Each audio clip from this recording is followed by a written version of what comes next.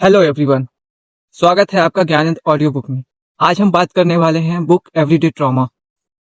Trauma का नाम सुनते ही आपके दिमाग में क्या आता है? सबसे पहले आता है कि किसी तरह का वॉर या किसी तरह का हैरेसमेंट या किसी तरह का इमोशनल पेन, ये सारी चीजें याद आती है।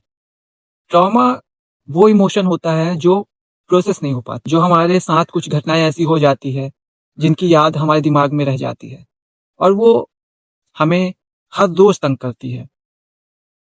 यानी वो हमारे एक्सपीरियंस में आ जाता है, उससे रिलेटेड हमें प्रॉब्लम्स होने लगती है, हम पेन में चले जाते हैं और वो पेन ऐसा होता है जिससे हम कभी बाहर निकल ही नहीं पाते। ये बुक उन्हीं चीज़ों के बारे में हमें अच्छे से समझाती है कि हमें अपने ट्रॉमा से कैसे निकलना चाहिए या उस ट्रॉमा के दौरान किन किन चीज़ों से हम गुजरते हैं, क्योंकि हम इमोशनली इतने एग्जॉस्ट हो जाते हैं कि हमारा ध्यान उन चीज़ों की तरफ नहीं जाता है। वो चीज़ें भले ही बहुत छोटी-छोटी चीज़ें हैं, इतनी ज़्यादा मैटर नहीं करती है, बट वही छोटी-छोटी चीज़ें आगे जाकर बहुत बड़ी प्रॉब्लम बन जाती है। ठीक ऐसे ही होता है जब ट्रॉमा में इंसान जाता है। ट्रॉमा केवल वो नहीं होता जो आपके साथ हुआ है या कोई इवेंट नहीं है। Trauma is not about what happens to you, it's also about what happens to inside you, कि आपके अंदर जो चीज़ें चल रही है या आप जिस परिस्थिति से गुजरे हैं। कई बार होता है कि इमोशनली एग्जॉस्ट हो जाते हैं तो आपको पेरेंट के सपोर्ट की जरूरत होती है, लेकिन वहां पर आपके पेरेंट अवेलेबल नहीं होते, आपको कोई इमोशनली सपोर्ट करने के लिए नहीं होता, ना ही कोई इंसान ऐसा होता है जिससे आप अपने उस पेन को शेयर कर सकें। और कई बार होता है कि आप जिनके साथ शेयर करते हैं वो समझने की कोशिश नहीं करते और वो एक नया नॉर्म दे देते हैं कि स्टे स्ट्रांग, रोना मत, जबकि ऐसा नहीं होता है। अगर पेन होगा इंसान को तकलीफ होगी, और अगर तकलीफ होगी तो उसकी आंखों से आंसू छलकेगा। ट्रॉमा के दौरान हमारे अंदर एक तरह का वॉइड क्रिएट हो जाता है, इमोशनल नंबरनेस आ जाती है, या हम अपने आप को सब लोगों से अलग कर लेते हैं, हमें एक खालीपन महसूस होता है। और ट्रॉमा से निकलने के लिए सबसे जरूरी होता है हील करना, कि आपकी जो पेन है उसको हील करना। और ये भी जरूरी है कि आपको ये समझना, आपका ध्यान उस ओर जाए कि ट्रॉमा के दौरान क्या क्या होता है। जैसे अगर ट्रॉमा है तो ट्रॉमा एक तरह का अनप्रोसेस्ड इमोशन है, कि कभी कभी होता है कि हम वक्त देना चाहते हैं लेकिन सिचुएशंस ऐसी हो जाती है कि हम उसे चाहकर भी हील नहीं कर पाते।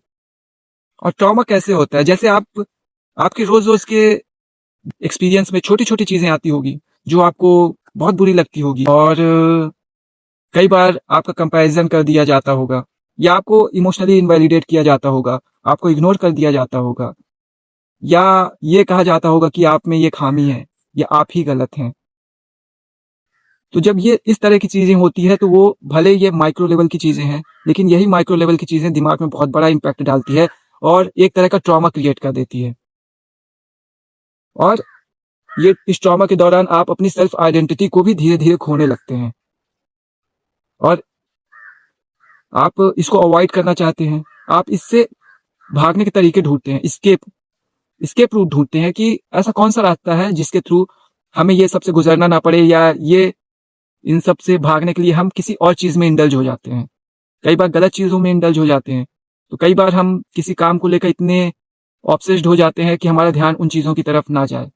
लेकिन ये कोई एक सॉल्यूशन नहीं होता है ट्रॉमा से बाहर निकलने का, क्योंकि वो ट्रॉमा, वो तकलीफ आपके दिल में कहीं ना कहीं आज भी दबी हुई है। बस ये है कि आपने उसको दबा कर रखा है, लेकिन ऐसा नहीं है कि वो कभी बाहर नहीं आएगा। वो जब भी बाहर आएगा आपको तकलीफ में डालेगा, और जब तक आप उसको हील नहीं करेंगे तो आप उससे रिलेटेड कुछ भी चीज करेंगे तो सबसे पहले आपको उसकी यादें ही आएंगी।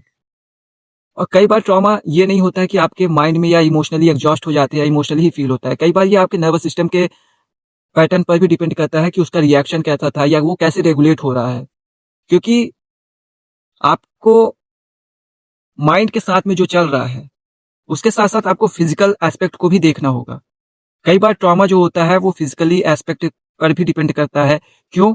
क्योंकि अगर किसी भी चीज से आपको बाहर निकलना है उसके लिए बहुत जरूरी है कि आपका फिजिकल एस्पेक्ट साथ ही साथ आपका माइंड दोनों एक साथ काम करें और बेहतर तरीके से काम करें, क्योंकि आपके माइंड का बहुत बड़ा हिस्सा डिपेंड करता है आपके फिजिकल एक्टिविटीज पे।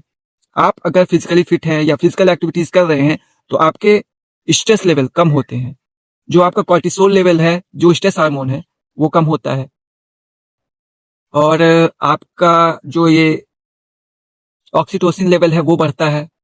पैरासिम्पैथेटिक जो नर्व सिस्टम है वो इसका बेटर तरीके से काम करता है, और जो एक तरह की विक्टिम मेंटालिटी होती है उससे बाहर निकलते हैं।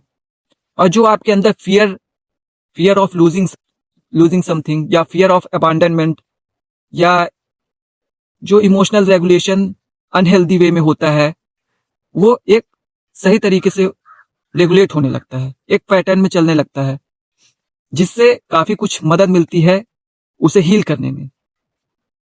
और जब आप उन चीजों को हील करते हैं तो आपको पता चलता है कि आपकी पोटेंशियल क्या है, आपकी क्षमताएं क्या है। तब आप ये नहीं कहते कि मैं ही गलत हूं। गिल्ट और शेम में बहुत ही बारीक सा फर्क है। गिल्ट में आपको पता होता है कि मैं क्या गलत कर रहा हूं, लेकिन शेम में जब आपको शर्म आती है तो आप पेन की वजह से ये बोलते हैं कि मैं ही गलत हूं। आप इस डिसीजन में पहुंच जाते हैं, जबकि आप गलत होते नहीं हैं। वो एक पैटर्न थॉट ऑफ लूप चलता है, जिसकी वजह से आप उस चीज को एक्सेप्ट करने लगते हैं और खुद को ही ब्लेम करने लगते हैं, जबकि यह सही तरीका नहीं होता है। और जब आप उस चीज से बाहर निकलने की कोशिश करते हैं या हील करते हैं उसे, तो आपको पता चलता है कि आपकी जिंदगी का केवल एक हिस्सा खराब हुआ है, अभी बाकी हिस्से भी हैं जिंदगी के। अभी तक जितना खराब होना था, जो खराब होना था, हो चुका है, लेकिन अब आगे कुछ भी खराब नहीं होगा। जो नया हिस्सा आएगा उसे मैं अपने तरीके से लिखूंगा, बेहतर तरीके से लिखूंगा या लिखूंगी। डील करना सीख जाते हैं अपने ट्रॉमा से। कई बार होता है कि जो हमारा फाइट रिस्पॉन्स होता है, तो फाइट के दौरान हमें एंगर आता है, हम कंट्रोल करना चाहते हैं या किसी को डोमिनेट करना चाहते हैं। और फ्लाइट में होता है कि आप स्केपिज्म ढूंढते हैं, आप अवॉइड करते हैं चीजों को। ये सारी चीजों पे आपका ध्यान जाता है और आप चीजों को बेहतर तरीके से हैंडल करना सीख जाते हैं। और ट्रॉमा से बाहर निकलने का सबसे बेस्ट तरीका होता है कि उसे वक्त देना, उसे भागना नहीं। जो चीजें जैसी है उसे वैसे ही एक्सेप्ट कर लेना। जैसे कई बार इमोशनली जब एग्जॉस्ट हो जाता है माइंड, तो किसी पीसफुल जगह पर चले जाइए या किसी ऐसे पर्सन से मिलिए। जनरली मैं क्या करता हूँ, मेरा एक फ्रेंड है, मैं उसके पास चला जाता हूँ, और उसके पास जाता हूँ तो वो कभी ये नहीं पूछता कि तू क्या और क्या चल रहा है, क्या कर रहा है। उसका पहला सवाल यही होता है, और भाई कैसा है, ठीक है। इसके बाद हमारी बातें होती है, वो पूरे दिन की बातें शेयर करता है कि क्या क्या हुआ, और बहुत सारी अपने फीलिंग्स मेरे साथ शेयर कर लेता है। मैं सुनता हूँ उसकी बातें, और फिर हमारा हंसी मजाक होता है, फिर हम साथ में कुछ खाने चले जाते हैं। तो एक तरह का रिलीफ देता है और चीजों को समझने का एक नया नजरिया देता है।